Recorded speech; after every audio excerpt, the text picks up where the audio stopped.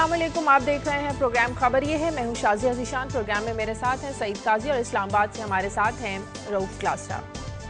नाजरीन, हफ्ते की सुबह जिन माओं के बच्चे उनसे बिछड़ गए उस पर अफसोस और दुख तो सभी को है, लेकिन जो तकलीफ उन बच्चों के माँ बाप को है उसका शायद हम अंदाजा भी नहीं लगा सकते। लेकिन इस हादसे की वजूहात और जिम्मेदारान का पता लगाना बहुत जरूरी है कि आखिर ड्राइवर इतना बेखबर क्यों रहा। अगर गैस सिलेंडर फटा तो इसकी वजह क्या थी? वैन में पेट्रोल कैन क्यों रखा गया? ड्राइवर बच्चों को बेयारो मददगार छोड़कर क्यों भाग गया? बेशक इन तमाम सवालों के जवाब मिलने के बाद भी वो 16 बच्चे और टीचर तो वापस नहीं आ सकते, लेकिन आइंदा के लिए इन गलतियों और कोताहियों का अजाला जरूर किया जा सकता है।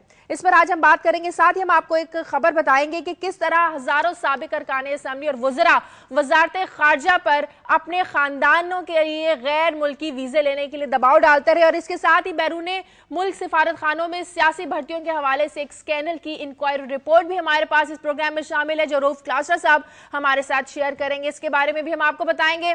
साथ ही हम बताएंगे कि दिन भर गर्मी से सताए लोगों की रात भी अगर चैन से ना गुजरे तो दिन भर का थका हारा मेहनत करने वाला मजदूर आखिर जाए तो कहां जाए? बच्चे पढ़ नहीं सकते, सो नहीं सकते। ये मसाइल तब तक रहेंगे जब तक पूरे मुल्क से बिजली की लोड शेडिंग खत्म नहीं हो जाती। बिजली की पैदावार इस वक्त 9,500 मेगावाट जबकि तलब 16,500 मेगावाट है। हर वक्त एक ही खौफ कि बिजली जाने वाली है, पता नहीं वापस कब आएगी। अवाम तो बिल भी अदा करते हैं, लेकिन बदले में आखिर उन्हें बिजली क्यों नहीं मिलती? इस बारे में बात करेंगे। और आखिर में हम आपको बताएंगे कि जापान के एक इलाके में रेलवे सर्विस बंद होने के करीब थी, लेकिन किसी ने यह सर्विस बंद होने नहीं दी। आखिर वो कौन था जिसने ये सर्विस बंद होने से बचाई? इस बारे में भी हम आपको प्रोग्राम के आखिर में बताएंगे। इन तमाम खबरों पर बात करने से पहले बात करेंगे काजी साहब और क्लासर साहब से आज की खबरें लेने के लिए। जी काजी साहब। शाजिया, एक तो एक एग्रीमेंट नज़र आया है JUIF में और मुस्लिम लीग नून में कि बात की जाए तालिबान के साथ, और वो पावर शेयरिंग तो वो नहीं कर सके, लेकिन मसला ये है कि ये गुफ्तगू किसके साथ होगी।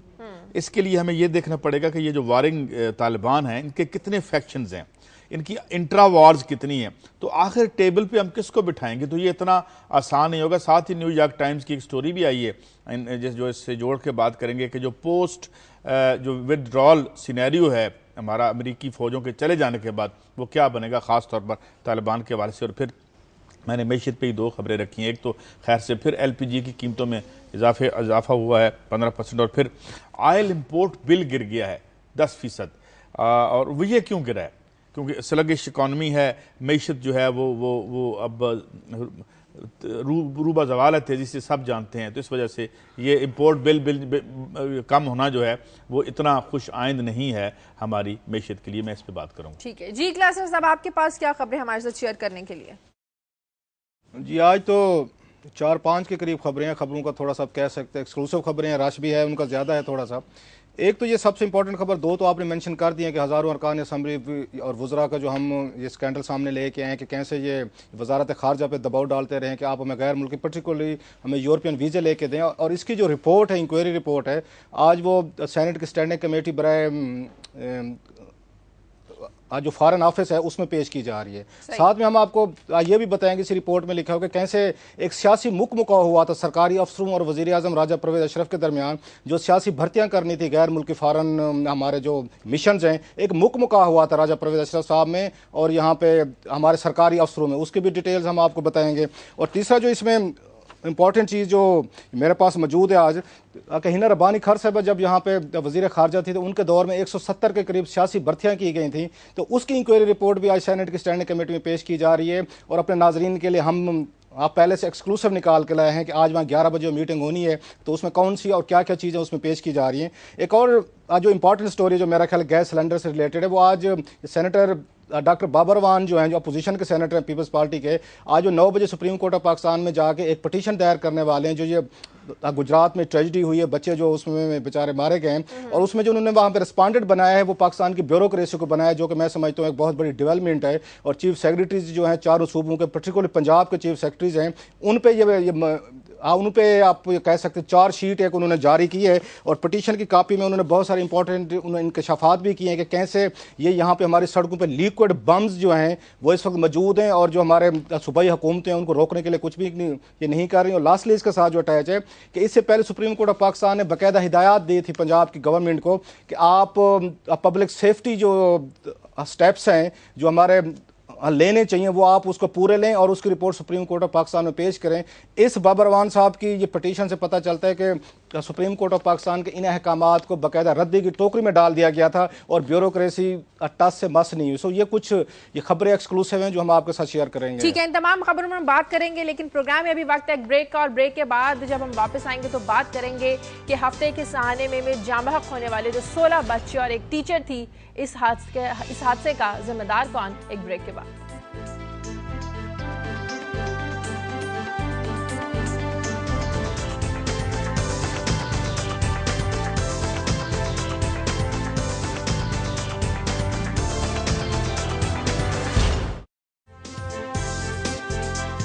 ब्रेक के बाद खुशामदीद नाजरीन। गाड़ियों में लगे गैस सिलेंडर्स को चलते फिरते बॉम्ब कहा जाने लगा है। कुछ अर्सा पहले कलर कहार के करीब इसी नौयत का वाकया पेश आया था, लेकिन वो भी हमारी रिवायती बेहिसी का नजर हो गया वो वाकया, और उसके बाद भी कोई चेक एंड बैलेंस नहीं किया गया कि गाड़ियों में जो म्यारी और गैर म्यारी सिलेंडर है इन पर चेक एंड बैलेंस किया कौन करे और इसका तरीकाकार क्या होना चाहिए। हमारे नुमाइंदे उस्मान भट्टी हमारे साथ लाइन पर मौजूद है, उनसे बात करते हैं, उनसे कुछ मालूमात लेते हैं।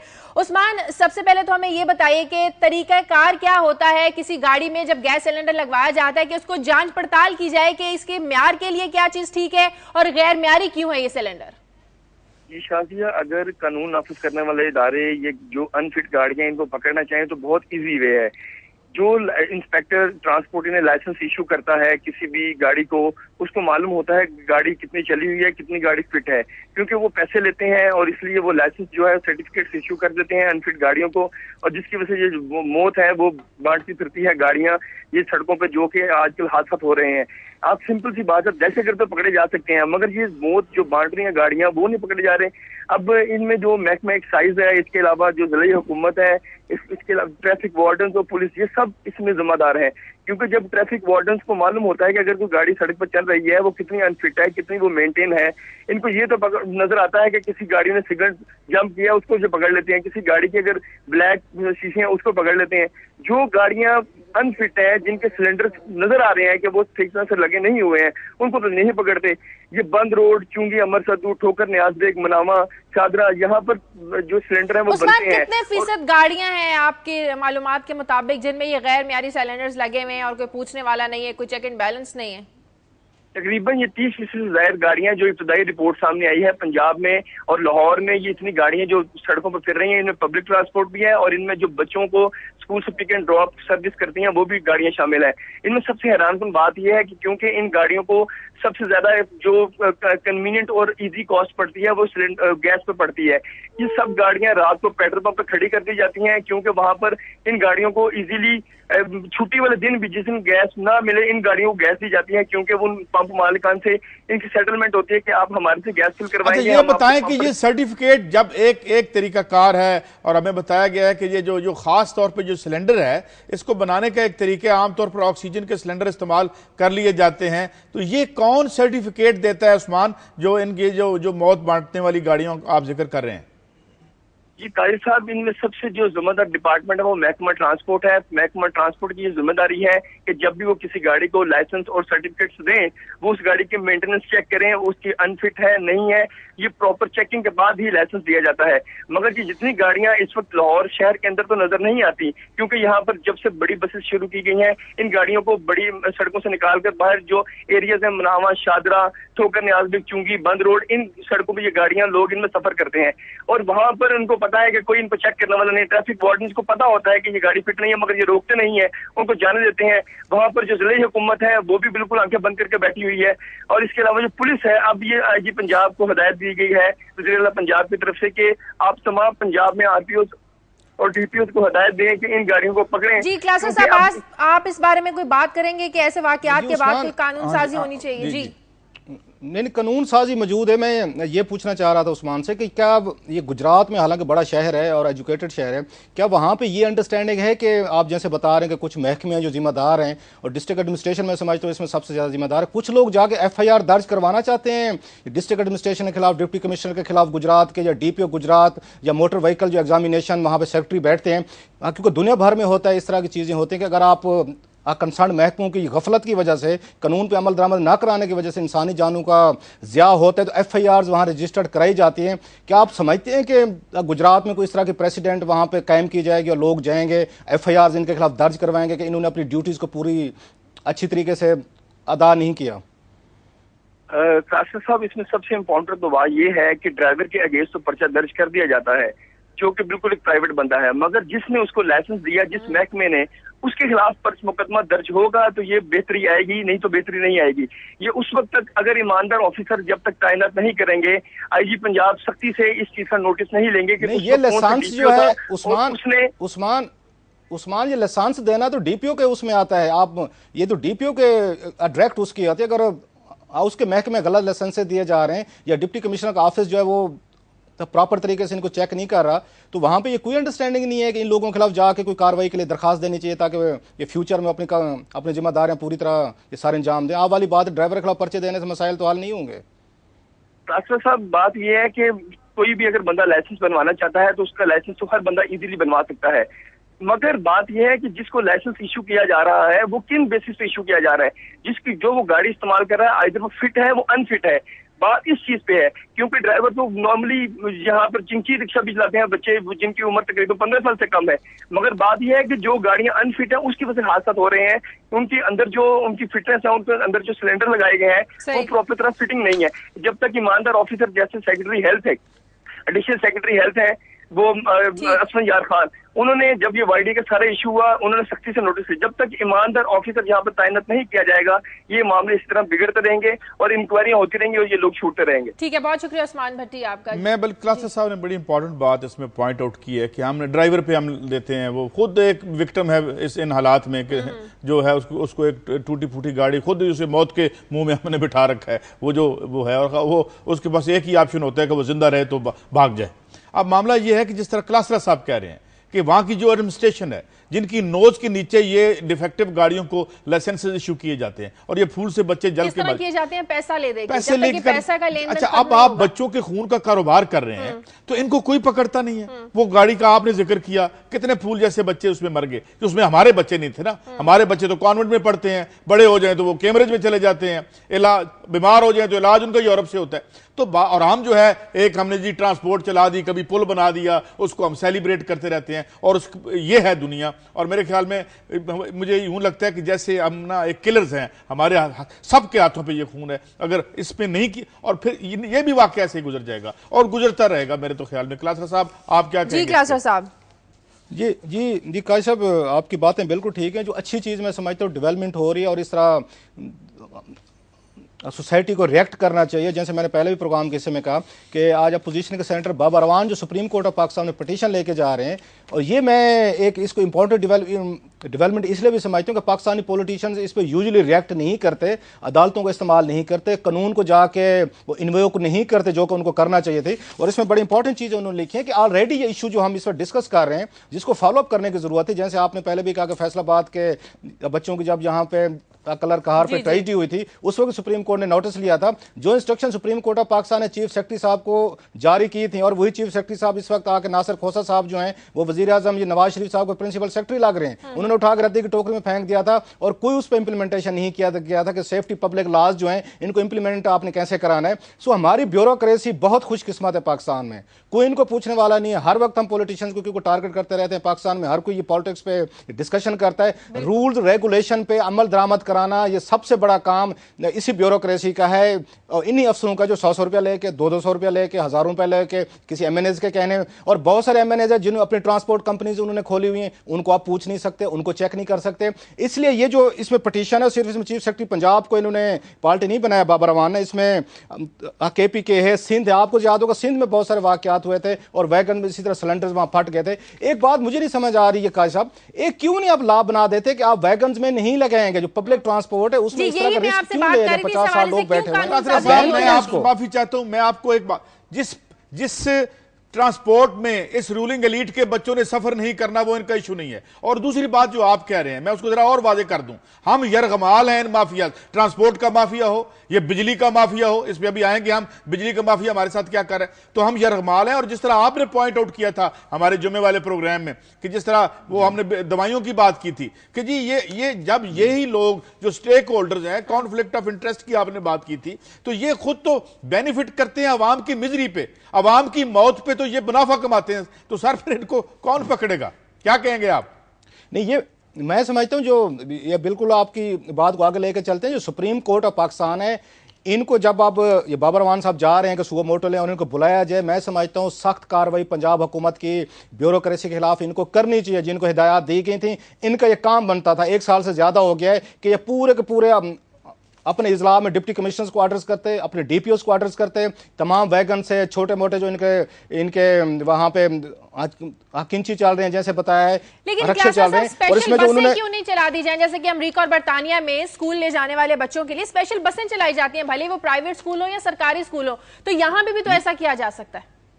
ये काजी साहब जैसे कह रहे हैं, ये प्रायोरिटीज नहीं है, इससे रूलिंग एलीट को फर्क नहीं पड़ता, क्योंकि जब तक इनके बच्चे उन्हीं स्कूलों में नहीं पढ़ेंगे जहां पे आम आदमी को पढ़ते हैं, टोनी ब्लेयर का या डेविड कैमरॉन के बच्चे उन्हीं स्कूलों में पढ़ते हैं जहां पे आपके आवाम के बच्चे पढ़ते हैं, इसलिए उन्हें पता है कि पब्लिक ट्रांसपोर्ट या दूसरे सेफ्टी के स्टेप्स कैसे लेने हैं। आपकी रूलिंग लीड यहाँ पे नहीं पढ़ाती। जैसे मैंने कहा, ट्रांसपोर्ट माफिया सबसे ज्यादा बैठा हुआ है। अब किसी वक्त यहाँ पे हम इस पे ये फिगर लेके आएंगे कौन कौन से बड़े बिग ट्रांसपोर्टर्स है जो आपकी पार्लियामेंट में बैठे हुए हैं। कोई लॉ नहीं बनाने देंगे, इंप्लीमेंटेशन नहीं बनाने देंगे। पाकिस्तानी ब्यूरोक्रेसी जिलाई लेवल पे ये ना वहां पे डिस्ट्रिक्ट गवर्नमेंट चाहती है, ये वहां पे सर्व नहीं करना चाहते, ना ये वहां पे कोई काम करने को तैयार है। अभी देख लें, जैसे ये हमारे रिपोर्टर ने बताया, उसने उस्मान ने सारी चीजें बताई हैं कि डिस्ट्रिक्ट गवर्नमेंट्स या डिस्ट्रिक्ट एडमिनिस्ट्रेशन लीस्ट इंटरेस्टेड हैं। पब्लिक सेफ्टी का पाकिस्तान में कंसेप्ट ही नहीं है। अल्लाह की मर्जी समझ के ये सारी चीजें इग्नोर की जा रही हैं। It's a very dangerous trend. अब ये मैं समझता हूं, आपको याद है कलादरा साहब, आपको याद है जो चंद दिन पहले यहाँ एलडीए में हमने आग जो लगी थी,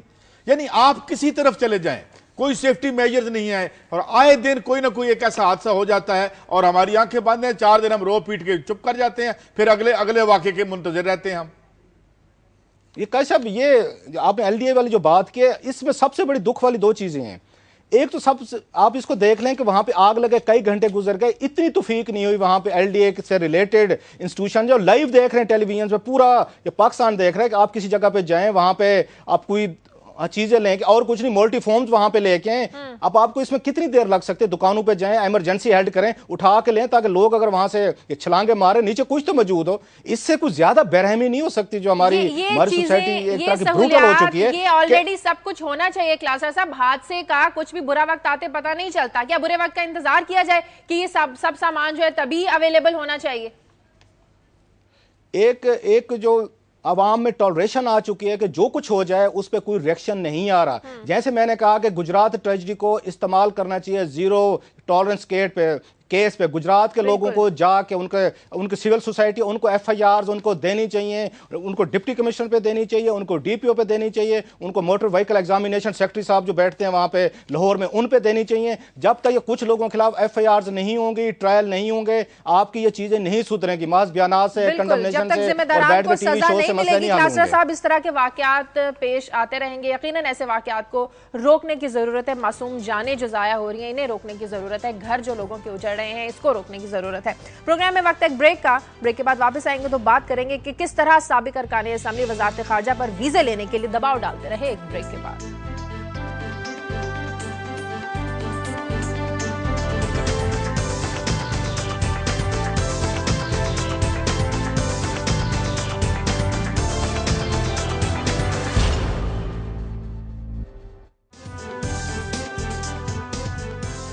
ब्रेक के बाद खुशामदीद। क्लासर साहब, मैं आपकी तरफ आऊंगी, जरा हमारे साथ ये खबर शेयर कीजिए कि किस तरह साबिक अरकान असम्बली वज़रा वजारत खारजा पर गैर मुल्की वीजे लेने के लिए दबाव डालते रहे। जी बिल्कुल, ये शाहजहा कुछ ये मेरे पास डॉक्यूमेंट्स हैं, कोई ये 70-80 पेजेस का डॉक्यूमेंट है। ये अभी तक तो क्लासीफाइड है, लेकिन हम स्क्रीन पे लेके आ गए हैं। आज 11 बजे एक मीटिंग हो रही है यहाँ पे सेनेट की स्टैंडिंग कमेटी बर खारजा के, जिसमें सेक्रेटरी खारजा जो हैं जलील अब्बास जिलानी साहब, उनको तलब किया गया है। और तमाम अरकान असम्बली जो हैं, सेनेटर्स जो हैं, उनसे खासे खफा हैं कि हमारे जो साबिक अरकान असम्बली हैं और उनके ख़ानदान हैं, आप उनको वीज़े लेके नहीं दे रहे। और आप ये बहुत बड़ी जाति कह रहे हो, हमारा इससे जो प्रिविलेज है वो ब्रीच हो रहा है। तो उस पर एक उन्होंने एक अपनी रिपोर्ट बना के भेजी है जो 11 बजे आज पेश होनी है, जो हम आपके साथ शेयर कर रहे हैं। उसमें उन्होंने यहाँ इंकशाफ किया है कि 2-4 बड़ी इंपॉर्टेंट चीज़ें हैं। एक तो वो कहते हैं कि हम आपको सर्व करें जो आपके सिटिंग मेंबर्स ऑफ ये असम्बली हैं, जिसमें प्रोविंशियल असम्बली भी शामिल हैं, 4 हो गए, गिलगित बल्तिस्तान हो गया, आज़ाद कश्मीर हो गया, सेनेट, कौमी असम्बली, सो ये 1100 से ज़्यादा लोग बनते हैं। हम आपको सर्व करें, आपके बच्चों को सर्व करें, आपके ख़ानदान को वीज़े लेके दें, या जो यहाँ पे हज़ारों ये दूसरे साबिक अरकान असम्बली हैं, सेनेटर्स हैं या उसमें MNAs हैं, वज़ीर हैं, हाँ उन्हें वीज़े लेके दें और उनके बच्चों को लेके दें। उन्होंने एक यहाँ पे लिस्ट पेश की है, ये 455 के करीब हैं जो 1 साल में जिनके बच्चों और फैमिलीज़ को या उन्हें खुद उन्होंने वीज़े लेके दिए हैं। वो ये कहते हैं कि पाकिस्तान में जो फॉरेन ये मिशंस हैं वो अब साबिक अरकान असम्बली को वीज़े देने के लिए तैयार नहीं है। ये इनके निजी दौरे होते हैं, इन्होंने ज़ाती तौर पर पाकिस्तान से बाहर जाना है, UK जाना है, फ्रांस जाना है, इटली जाना है। और सबसे बड़ी इंटरेस्टिंग चीज़ ये है कि इसमें जो एप्लीकेशन उनको भेजी जाती है, अगर उनकी लिस्ट पढ़ें, तमाम के तमाम यूरोपियन मुल्क हैं जिनके लिए पाकिस्तानी ये पॉलिटिशियन जो हैं वो साबिक हूँ या हमारे सिटिंग वो वीज़ा लेना चाहते हैं, अपने बच्चों के लिए लेना चाहते हैं। इसके लिए यहाँ से एक लेटर इशू करवाया जाता है, सेनेट सेक्रेटेरिएट से हो या कौमी असम्बली से हो, और एक अफसर की ड्यूटी लगाई जाती है कि ये आप वीज़े पकड़ें, ये आप पासपोर्ट पकड़ें, फॉरेन ऑफिस में जाएं और वहाँ से लेटर लेके इनको आगे फॉरवर्ड करें। उसके अब इन्होंने हाथ खड़े कर दिए फॉरेन ऑफिस डाला जाता है कि इखराजात जो हैं वो भी वजारत खारजा ही उठाए। नहीं, इसमें मैं ये भी साथ सवाल कबूल कर दूं शाजिया के सवाल। बात यह है कि जो हमारे फॉरेन मिशन है उनका क्या फर्ज मनसबी यही रह गया है या कोई खारजा पॉलिसी नामी चीज भी होती है, आपके खारजा पॉलिसी के कोई गोल्स भी होते हैं, या वो सिर्फ ये फिर वीजे भी वगैरह ही लगवाते रहते हैं? नहीं, खारजा पॉलिसी वालों का यही काम रहेगा। बिल्कुल का साहब आप ठीक कह रहे हैं। आपको पता है इस मुल्क की खारजा पॉलिसी अगर सियासतदान चलाते या फॉरेन ऑफिस चलाते तो हमारे आज के बहुत सारे मसाइल ना होते। ये कह रहे हैं कि अलहदा डिबेट हम इस पर किसी वक्त कर लेंगे। इनका काम यही रहेगा, प्रोटोकॉल वालों का एक अपना प्रोटोकॉल का सेक्शन सेनेट का और कौमी असम्बली का अलहदा है, ये वजारत खारजा का अलहदा है। वो वजारत खारजा कहते हैं कि हमें जो सिटिंग मेंबर्स हैं जो 1100 से ज्यादा हैं, वजीर हैं, उनकी फैमिलीज हैं 1100, ये खुद लोग हैं, आगे इनका पर फैमिली 5-10 भी लगा लें तो उसमें एक्सटेंडेड फैमिली भी अपनी ले आते हैं। तो अंदाजा करें कि ये फॉरेन ऑफिस को अपनी पॉलिसी चलाने से ज्यादा इनके वीजे, उनकी हैंडलिंग और उनको प्रोटोकॉल देने में लगा रहता है। अब उन्होंने हाथ खड़े कर दिए वजारत खारजा ने, बड़ा क्लियरली उन्होंने इस रिपोर्ट में लिख दिया कि जो पाकिस्तान में जहां एम्बेसीज हैं वो भी आपको एंटरटेन करने को तैयार नहीं है। ये मैं साबिक अरकान असम्बली की बात कर रहा हूं। वो कहते हैं हम इनको हजारों को कैसे डील करें, रोजाना हमें को लेटर आ जाता है कि ये हमारे बच्चों के वीजे हैं, आप इनको वीजे लेके दें। सो एक तो उन्होंने वहां पर आज बिल्कुल क्लियरली 11 बजे जब सेक्रेटरी खारजा पेश होंगे कमेटी के सामने, उन्होंने लिख के दे दिया जी कि आप हमें माफ कर दें, हमें कुछ और भी काम करने दें, हम आप लोगों को सर्व कर सकते हैं जो मौजूदा आप ये 1100 आने वाले हैं या बैठे हुए हैं, जो पिछले आपके हजारों हम उनको नहीं कर सकते। इस पे देखना ये होगा कमेटी का क्या रिएक्शन है। इसके साथ एक बड़ा एक इंटरेस्टिंग किस्म का मुकमुका है जो ये मेरे पास कागज हैं अगेन जो 11 बजे आज कमेटी में पेश होने हैं। उसमें यह हुआ कि जब यहाँ पे ट्रेड और कॉमर्स ग्रुप होता है जो बैरून मुल्क आप वहाँ पर कमर्शियल काउंसलर भेजते हैं, उसके लिए इनके दरमियान लड़ाई शुरू होगी। वज़ीर-ए-आज़म राजा परवेज़ अशरफ साहब चाहते थे कि उनके अरकान असम्बली हैं, उनके वज़रा हैं, तो उनके रिश्तेदारों और बच्चों को बाहर भेजा जाए। उस पर कॉमर्स और ट्रेड के लोग थे वो उसमें चले गए, कोर्ट में चले गए। इसके बाद वो राजा साहब का दौर खत्म होने वाला था, वज़ीर-ए-आज़म ये बनने में कुछ दिन रह गए थे। उन्होंने कहा कि इन अफसरों के साथ आउट ऑफ कोर्ट सेटलमेंट की जाए। सो पहली दफ़ा हमने देखा, एक तरह का देखने में आया कि हमारी जो ब्यूरोक्रेसी है इतनी ताकतवर हो गया कि उन्होंने वज़ीर-ए-आज़म पाकिस्तान के साथ बैठ के आउट ऑफ कोर्ट सेटलमेंट किए, तय किया गया कि आपको कितना इसमें से इस लूटमार में से हिस्सा मिलना है, कितना हम लेंगे। तो ब्यूरोक्रेसी ने यह कहा, जो अफसर थे यहाँ पे, उन्होंने कहा जी हमें दे दे 30%, हमें दे दे 70%, आप अपनी मर्जी के कर लें। सो मेरे साथ मेरे पास जो डिटेल्स हैं जो आज फिर सेनेट की स्टैंडिंग कमेटी में आज ये भी डिस्कस होगा, ये जो डील मुकम्मल है ये भी आज सेनेट में डिस्कस होगा। ये सेनेट में नहीं, सेनेट की स्टैंडिंग कमेटी में डिस्कस होगा, रिपोर्ट पेश की जा रही है। जी जी, उसमें बड़ा इंटरेस्टिंग फिगर है जो मेरे लिए एक नई चीज़ है। ये जो ब्यूरोक्रेसी है जो दिन रात पक्ष भी ले रही है, प्रिविलेज भी ले रही है, वो बाकायदा तौर पर अदालत में गए हैं। उन्होंने 2 साल केसेस लड़े कि हमारी जो पोस्टिंग है, हमारा हक मारा जा रहा है। वो कोई पब्लिक लिटिगेशन के लिए नहीं जाएंगे। वो जो अभी हम रोना रो रहे थे कि इस मुल्क में ये गैस बम फिर रहे हैं, उन पे कोई एक्शन नहीं लेगा। ये DMG के, ये आपके DC हैं, कॉमर्स ग्रुप के हैं, उस पर एक्शन नहीं लेंगे। लेकिन अपने हक के लिए, अपने मुकमुका के लिए अदालतों में भी गए हैं, लाखों करोड़ों के वकील भी किए हैं, फार्मूला भी तय किया कि 30% हमारे अफसर जाएंगे, 70% आप भेजें। सो राजा साहब ये 70% जो उन्होंने बाहर भेजे हैं, अपॉइंटमेंट्स की हैं, अपने रिश्तेदारों भी होंगे, उनके दोस्त भी हैं उसमें, और ये प्राइवेट सेक्टर से लोग लिए गए हैं। ये मैं आपको बताता जो 70% इन्होंने भर्तियां बैर की हैं। एक और बड़ी इंपॉर्टेंट इसमें एक और फिगर है, आपको देता जाऊं, ये बड़ा अच्छा एक कायसाब हैवी एक डॉक्यूमेंट है, तो मैं जितनी शेयर कर सकता हूं कि बैरून मुल्क सियासतदान अपने बच्चों को भी रिक्रूट कराते हैं। इसमें सबसे बड़ा जो नाम है वो है मखदूम अमीन फ़हीम साहब की साहबजादी हैं मलिया मखदूम।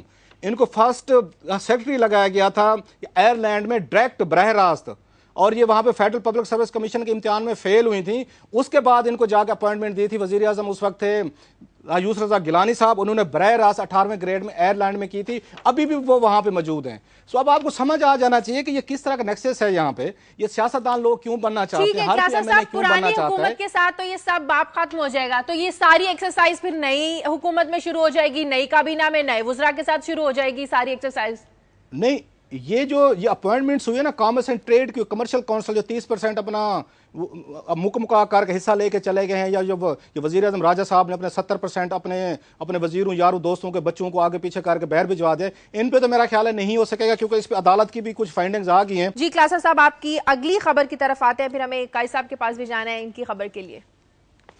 जी, बल्कि आई एम सॉरी कि काजी साहब की खबरें हैं इसे, क्योंकि मेरे पास खासी वो थी हार्ड खबरें थी जो आज की हमारी खबरें हैं, हमारी खबरें हैं, सबकी खबरें और सबके साथ शेयर की जा रही हैं। क्लासेस मुझे प्रोग्राम में एक ब्रेक लेनी है, ब्रेक के बाद वापस आते हैं।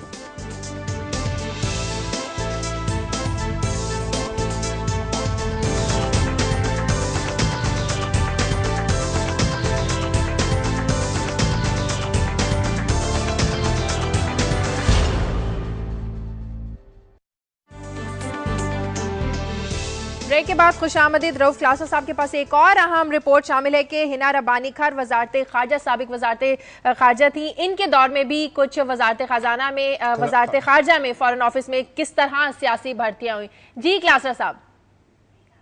जी, आज एक और इंक्वायरी रिपोर्ट भी 11 बजे पेश हो रही है, जिसकी हमारे पास कापी मौजूद है। इसमें यह बताया गया कि यहाँ पे जब ये हिना रब्बानी खर साहबा वजीर खारजा थी तो उनके दौर में 170 के करीब उन्होंने यहाँ पे अपने अपॉइंटमेंट्स की थी। तो उसके बारे में एक डिटेल है जो दी जा रही है, जिसपे एतराज़ात आए थे कि शायद उनके प्रोसीजर थे, जो उनकी रिक्रूटमेंट थी वो पोलिटिकल बेसिस पे थी और उसमें जो कवानीन वगैरह थे उनको फॉलो नहीं किया गया था। सो टोटल जो है 170 के करीब हैं और मोस्टली ग्रेड 16 से ये नीचे हैं, क्योंकि ऊपर वाले जो हैं वो फेडरल पब्लिक सर्विस कमीशन करता है। सो इसलिए एक तो हिना रब्बानी खर साहबा की अपॉइंटमेंट्स, उनका मामला भी आज स्टैंडिंग कमेटी में पेश हो रहा है। इससे रिलेटेड जो बड़ी खबर है जो मैं समझता हूँ पाकिस्तान के लोगों के लिए ज़्यादा इंपॉर्टेंट होगी, एक और भी एक रिपोर्ट जो है कमेटी के सामने पेश की जा रही है, वो है ये पाकिस्तान और भारत के जो ये कैदी हैं, और इस वक्त पाकिस्तान के कोई इन्होंने जो रिपोर्ट में इंकशाफ किया 470 के करीब पाकिस्तानी कैदी हैं जो भारतीय जेलों में कैद हैं। और इसमें जो एक इंपॉर्टेंट चीज़ है 164 जो हैं आपके मछेरे हैं, 305 हैं जो सिविलियन हैं जो वहाँ पे कैद हैं। और जो इसमें इंकशाफ किया गया फॉरेन ऑफिस की रिपोर्ट कह रही है कि 197 ऐसे पाकिस्तानी हैं जिनको भारत ने काउंसिल एक्सेस ही नहीं दी, पाकिस्तानी डिप्लोमेट्स से उनको मिलने ही नहीं दिया जा रहा। इससे रिलेटेड एक और चीज़ है, 30 पाकिस्तानी ऐसे हैं जो भारतीय जेलों में अपनी सज़ा पूरी कर चुके हैं, लेकिन भारत उनको रिलीज़ करने को तैयार नहीं है। तो फॉरेन ऑफिस ने इसमें कोई रीजंस नहीं बताई कि वो रिलीज़ करने को क्यों तैयार नहीं, आपने निगोशिएशन किए नहीं किए। सो इसमें फॉरेन ऑफिस की अपनी भी इनकम्पिटेंसी हमें नज़र आ रही है कि ये भारत के साथ उस लेवल का डिप्लोमेटिक रिलेशन या प्रेशर यूज नहीं कर पा रहा कि अपने पाकिस्तानी कैदी और पर्टिकुलर जो सजा पूरी कर रहे हैं उनको वापस लेकर। सो ये थी आज मेरे पास 5-6 ये मेन खबरें थी जो मैंने आपके साथ शेयर की हैं। मैं इस पे थोड़ा सा एक कमेंट करना चाहता हूँ कि ये जो क्लासर साहब ने बताया कि ये जो असल में हुआ ये है कि हमें हमारे यहाँ ओवर द ईयर्स समझ नहीं आता कि ये जो सारी माफियोजी और कार्टल्स हैं वो कहाँ पे ख़त्म होते हैं और स्टेट कहाँ से शुरू होती है। और जब सबका काम 30% और 70% के कोटे पे जब मुकम्मल शुरू हो जाएगा तो फिर हमारे कैदियों को कौन रिहा कराएगा। फिर जब हमारे मकसद हमारा वजीर खारजा बनने का ये होगा कि हमने अपने बंदे जो हैं वो तैनात करवाने हैं, और किस तरीके से उन्होंने मखदूम अमीन फ़हीम साहब के हवाले से भी बात की, तो जब आप इसका मतलब ये है कि ये पब्लिक खिदमत के आप नारे भी बंद कर दें प्लीज़। ये जो आप कहते हैं ना हम आपकी खिदमत करने के लिए सियासत में आए हैं, तो आप अपनी ही कर रहे हैं साहब। इसीलिए हर कोई एमएनए बनना चाहता है। अभी हम बात कर रहे थे खंभों पर चढ़ जाते हैं, हमें टिकट नहीं मिली, मुर्गा बन जाते हैं, हमें टिकट मिलनी चाहिए मजे लेने के लिए। अच्छा खैर, ये शाहजहां पाकिस्तान में मैं छोटा सा ऐड करूं, काजी साहब का कमेंट बड़ा जरूरी है। पाकिस्तान में एमएनए बनना बहुत बड़ा बिजनेस है, ये कारोबार है, आप इसको सियासत समझना बंद कर दें। जैसे काजी साहब कह रहे थे, माफियाज हैं हर जगह पे मौजूद हैं, इतने इतने पक्ष प्रिविलेजेस इनको मिले कि इनको छोड़ें, चले एमएनए के तो आप करवाएं, वीजे करवाएं, आप उनके अरकान असेंबली के करवाएं, चले समझ में आते, सरकारी दौरों पर जाना है, अदरवाइज एग्जिस्टिंग है। इनके बच्चे, इनके ग्रैंड चिल्ड्रन, मेरे पास लिस्ट पड़ी हुई है 500 लोगों की कि किस किस ने वीजे लिए हैं और कौन कौन इसमें अपने ग्रैंड चिल्ड्रन, लतीफ खोसा साहब उन्होंने अपने ग्रैंड चिल्ड्रन तक के कराए हैं। ये लिस्ट बड़ी लंबी है जो मैं आपको पढ़ के सुनाऊं, इसलिए हर कोई सियासत में आना चाहता है। जैसे आपने कहा मुर्गा भी बन जाएगा, वो खंबे पे भी चढ़ जाएगा और करोड़ों रुपए के पार्टी फंड देने को भी तैयार है, क्योंकि उन्हें पता है कारोबार है, आज पैसा लगाएंगे तो कल इनको मुनाफे के साथ मिल जाएगा सारा। कारोबार बन गया जी। काजी साहब, हम लोड शेडिंग की खबर की तरफ आते हैं। एक तो मैं लोड शेडिंग की बात करूं, मुझे फोन भी आया, मेरे उस्ताद हैं इशफाक सरवर साहब, उन्होंने कहा कि भाई आप जो मीडिया वाले हमें बता रहे हैं कि 1 घंटे बिजली आती है, 1 घंटे नहीं जाती, तो ऐसा नहीं है। 1 घंटे आती है और तो 2 घंटे नहीं आती, 3 घंटे नहीं आती। मगर मैं जो आज बात करना चाहता हूँ, ये जो हम रोजाना बिजली के रोना रो के चले जाते हैं, क्लासरा साहब से भी मैं चाहूंगा कि इस पर कमेंट करें कि जिस तरह कल आए थे डॉक्टर शाहिद हसन सिद्दीकी 2-4 दिन पहले हमारे प्रोग्राम पे, उन्होंने कहा था 1500 अरब रुपए की हमने सब्सिडी 5 साल में दे दी। अच्छा, अब शाजिया मैं सोच ये रहा था कि ये कौन सा कारोबार है कि हमारी रियासत के तमाम जो बड़े बड़े हमायदीन हैं, अभी फाइनेंस मिनिस्टर आए नहीं तो वो सोच रहे हैं 800 बिलियन का हमने कैसे हम पैसे इकट्ठे करते हैं, कभी सऊदी अरेबिया से भीख मांगते हैं और इनको आके दे देते हैं कि जी हमें लोड शेडिंग दे। ये कौन सा कारोबार है? मैं अब आपको मिसाल देता हूं। बोलीविया में 2005 में जो है, 2006 में इस सारी बर्बादी से तंग आके इलेक्टेड प्रेसिडेंट एवो मोरालेस ने कुछ तो नेशनलाइज कर लिए इदारे और कुछ से कहा कि हमारे साथ रीनेगोशिएट करो। अब मैं इस फिक्र देख रहा था कि 2006 से अब तक बोलीविया ने इन इकदामात के बाद ना सिर्फ ये कि $16 बिलियन कमाए, इस सेक्शन से कमाए, बल्कि उन्होंने जो है इसमें जो इन्वेस्टमेंट है वो ट्रिपल कर दी। तो ये जो है, जिस वक्त तक आप कोई इस पे कमीशन नहीं बिठाते, ये जो निजी और आलमी जो सारी इजारादारियां हैं जो इस मुल्क को बर्बाद करके रख रही हैं, और ये जो नवाज शरीफ साहब आए, अगर इन्होंने इसको हाथ ना डाला तो इनके नाक में दम कर देंगे। और ये आखिरी फिगर देता हूं, 1 मिलियन डॉलर जो है उससे आप 1 मेगावाट पैदा कर सकते हैं। तो पिछले हमने 5 सालों में जो 1500 बिलियन की इनको सब्सिडी दी है, इससे हम 15,000 मेगावाट पैदा कर सकते थे। ये कैसा कारोबार है? जरा मुझे क्लासरा साहब, हम पूरी दुनिया से भीख मांगते हैं, अपने सारे पैसे लेके चले जाते हैं कि जी हमें 18 घंटे की लोड शेडिंग बेचें। ये क्या कारोबार है? ये कारोबार आपको याद होगा कि जब यहाँ शौकत तरीन साहब ये वजीर खजाना थे और रेंटल पावर प्रोजेक्ट का जो मंसूबा आया था, तो शौकत तरीन ने बड़ा मेरा ख्याल डुएबल एक उन्होंने कबीना को ब्रीफिंग दी थी जिस पे अमल नहीं किया गया था। वही बात है कि कारोबार था, उसमें पैसा नहीं आ रहा था। उनका ये कहना था कि जो उस वक्त हमारा सर्कुलर डेट था कि ये 200 अरब रुपया जो है हम इनको देने की बजाय IPPs को पुराने उठा के खंडर उठा के ले आएंगे यहाँ पे प्लांट्स और पाकिस्तान को जंग का एक वो मैदान बना देंगे, हमें 200 अरब रुपया देना चाहिए, IPPs को देना चाहिए। ये ध्यान में रखें, प्रोडक्शन कैपेसिटी का मसाइल नहीं है। 20,000 मेगावाट पाकिस्तान प्रोड्यूस कर सकते हैं, अंडर कैपेसिटी आपका चल रहे हैं जितने भी आपके IPPs हैं या प्लांट है। दूसरा उनका यह कहना था कि आपको वापडा के जो बंद पड़े हुए हैं ऑयल पे चलने वाले प्लांट्स, उनको रिएक्टिवेट करें, ये पैसा उधर डिवाइड करें। अब आपको पता है 200 रुपया अगर उनको दे दिया जाता है IPPs को, तो फिर हमारा ये रेंटल और पैसे और फिर कमीशन। माफी चाहता हूं क्लासरा साहब, इसको अगर अब तो ये लोगों ने कहना शुरू कर दिया है बरमला कि जिस तरह नॉर्दर्न रॉक बैठ गया था चंद साल पहले, बड़ा बैंक था UK का, उसको टेक ओवर कर लिया था रियासत ने, तो इनको ये देखना पड़ेगा वरना ये पूरी रियासत बैठ जाएगी। मगर किस तरह इन्होंने प्रोडक्शन करनी है, क्या करना है, अवाम तो अपने बिल उसी तरह से अदा करें। जी क्लासरा साहब, काजी साहब ये हाल नहीं है मेरा ख्याल है मादरत के साथ कि इनको नेशनलाइज कर दिया जाए। पहले भी हमने नेशनलाइजेशन का हम रोना आज तक रो रहे हैं। अभी देख रहे हैं सरकारी ब्यूरोक्रेसी जितने बुरे तरीके से इस मुल्क को चला रही है, एग्जीक्यूशन देख रहे हैं, लाज नहीं है, आप अगर वो ब्यूरोक्रेटाइजेशन थी जो जुल्फकार अली भुट्टो के दौर में हुई थी, अगर आप ऑफिशियल्स को और वर्कर को डेमोक्रेटिकली दे देंगे तो इसे बेहतर कर लेंगे।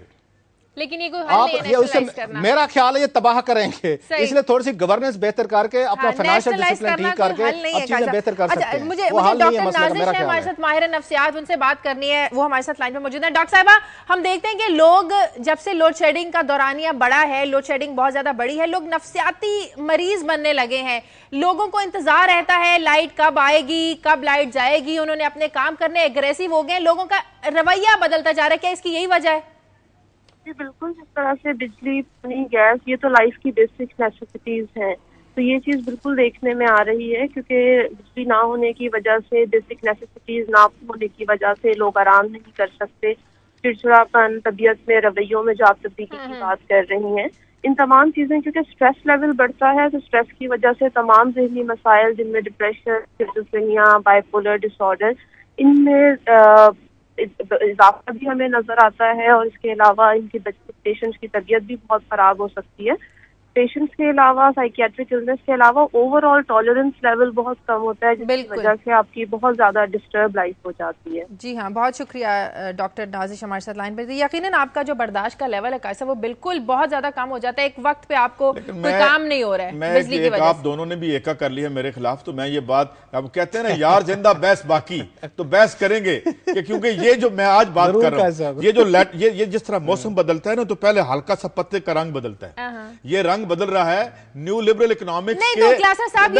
मेरी अर्ज सुने, मेरी अर्ज सुने, यही हल होगा। ये बोलीविया आपके सामने एक मिसाल है, और ये आज नहीं तो कल ये आवाज उठेगी। मगर क्लासर साहब, मैं एक स्टोरी शाजिया से पूछना चाहता हूं कि ये मुझे बता रही थी, मैं भी बड़ा तजस्सुस में हूं कि एक बिल्ली का कोई जिक्र था, वो क्या था, हमें बताएं जरा। ट्रेन का क्या मामला? ट्रेन रोकने से बचा ली। दुनिया भर में कैसा हुकूमतों की कोशिश होती है कि आवाम को सफरी सहूलियात देने के साथ साथ जो इदारे होते हैं उनको भी जो है वो मुनाफा बख्श बनाया जाए। जापान का एक जनूबी इलाका था, वहां पे ट्रेन सर्विस बिल्कुल बंद होने को थी, लोग दूर थे, लोग नहीं जाना चाहते थे, लेकिन उन्होंने कहा कि हमारी सर्विस को नुकसान होगा, इंतजामिया को, इदारे को नुकसान होगा। उन्होंने वहां एक बिल्ली को स्टेशन मास्टर लगा दिया ताकि लोगों की अट्रैक्शन ली जा सके और लोग वहां पर ज्यादा से ज्यादा जाना शुरू कर दें। इस तरह वहां पर जो ट्रेन सर्विस थी वो दोबारा से बहाल कर दी गई।